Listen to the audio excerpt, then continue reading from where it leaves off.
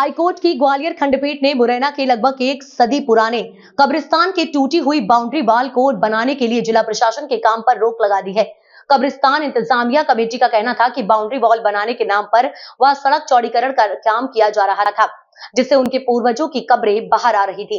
याचिका पर सुनवाई करते हुए अब कोर्ट ने बाउंड्री वॉल के निर्माण के काम पर रोक लगा दी है। करबला इंतजामिया कमेटी का कहना था कि कब्रिस्तान की बाउंड्री वॉल को नगर निगम और जिला प्रशासन द्वारा बनवाया जा रहा था, लेकिन इसके पिलर कब्रिस्तान में लगाए जा रहे थे। कब्रिस्तान इंतजामिया कमेटी को आशंका थी कि बाउंड्री वॉल के भीतर पिलर लगाकर सड़क चौड़ीकरण का कार्य किया जा रहा है, जबकि रेवेन्यू रिकॉर्ड और माफी औकाफ में यह जमीन कब्रिस्तान के नाम पर दर्ज है।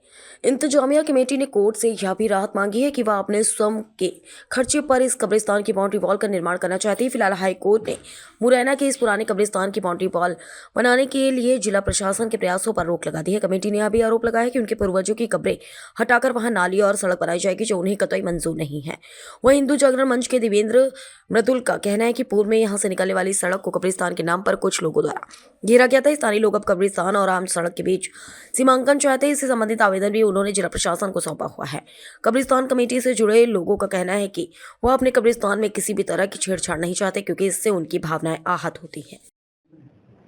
सर, ये मुरैना में कब्रिस्तान की बाउंड्री तोड़ने का मामला है, इसमें क्या डायरेक्शन हुआ है? इसमें मुरैना के मुस्लिम संप्रदाय के जो लोग हैं जिनसे अफेक्ट हुए इस एक्शन से, म्युनिसिपल का, कॉरपोरेशन के और शासन के, उनने वहाँ पे काफ़ी बार आवेदन भी दिए, आंदोलन भी हुआ, लेकिन वो रुका नहीं। एक्चुअल वो कब्रिस्तान जो है काफ़ी पुराने समय से, लगभग 100 वर्ष से चला आ रहा है और कब्रिस्तान के नाम पे ही वो दर्ज है रेवेन्यू रिकॉर्ड में, और वक्त के तहत ही वो दर्ज है। उसमें एक बाउंड्री बनी हुई थी, और निश्चित है कि हर एक कब्रिस्तान में, हर एक जहाँ अपने शमशान होते हैं, वहाँ बाउंड्री वॉल बनाई जाती है, जिससे कि बाहर के जानवर और बाहर के अन्य लोग प्रवेश न करें, मुर्दों को भी कोई नुकसान ना हो, ना ही किसी अन्य व्यक्ति को नुकसान हो। तो इस दृष्टि से वो बाउंड्री तोड़ दी गई थी।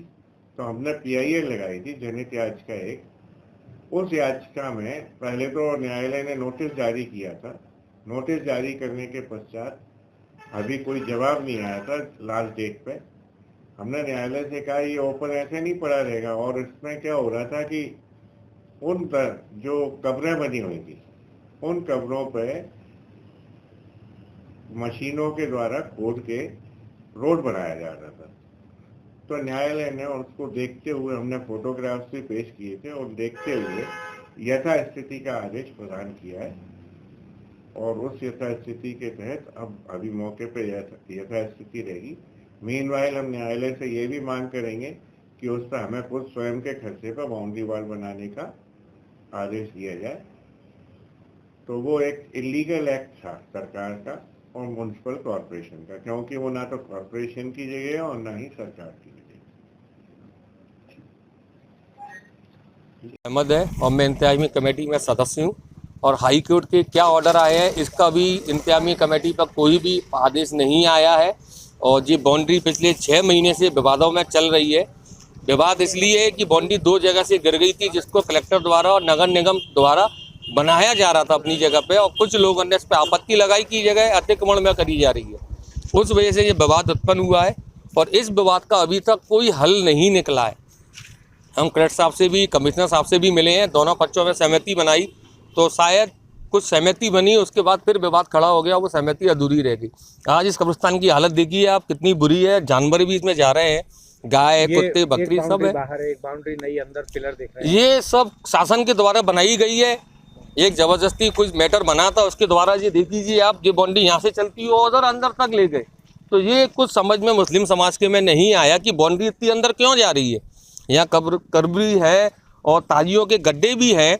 उन गड्ढों को, उन कब्रों को कहाँ ले जाएं? उन कब्रों पे कि हम गाड़ियों को चलवाएं या नालियों को निकलवाएं, ये विवाद है, और कोई विवाद नहीं है कि हमारी बुजुर्गों की जो कब्र है, उन कब्रों पे कि हम सड़कों पे गाड़ियाँ चलवाएं इस पर, या नालियाँ बनवाएं, या लैट्रिन के गड्ढे बनवाएं।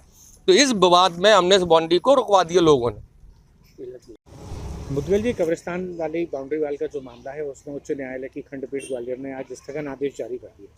क्या कहना है इसमें आपका, और ये पूरा मामला है क्या? मामला तो ये है कि वहाँ पे कब्रिस्तान कमेटी के द्वारा कब्रिस्तान के नाम से रोड को सरकारी जगह घिरा गया है, रोड को डाइवर्ट किया गया है।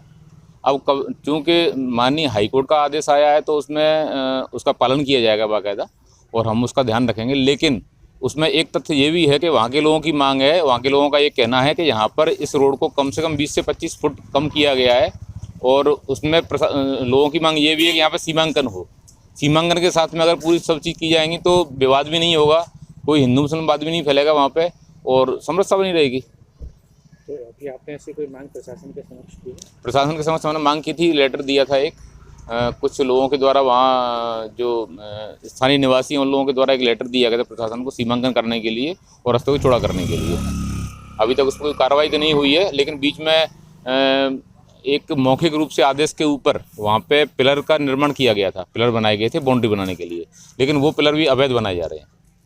लेकिन लोगों का कहना है, मुस्लिम पक्ष का, कब्रिस्तान कमेटी के लोगों का, कि उनका करबला का स्थान है वो और कुछ कब्रें उनमें लोग दफन किए गए हैं, तो ऐसे में उनके ऊपर कैसे निर्माण हो सकता है? नहीं, निर्माण तो अब जैसे मैं अभी जीवा जी इनका ये जगह खुली डली है, मैं यहाँ पे अभी कोई मंदिर बनाऊँ तो ये अवैध माना जाएगा, वो वैध तो है नहीं। तो इसलिए वो जो उनने जगह जो भी घेरी है वहाँ पे करबला के नाम पे या कब्रिस्तान के नाम पे, मज़ारों के नाम पे जो भी जगह घेरी है वो बिल्कुल अवैध है। वहाँ प्रशासन एक बार जाकर के सीमांकन कराए, नाप करे, वो पूरी सच्चाई सामने आ जाएगी।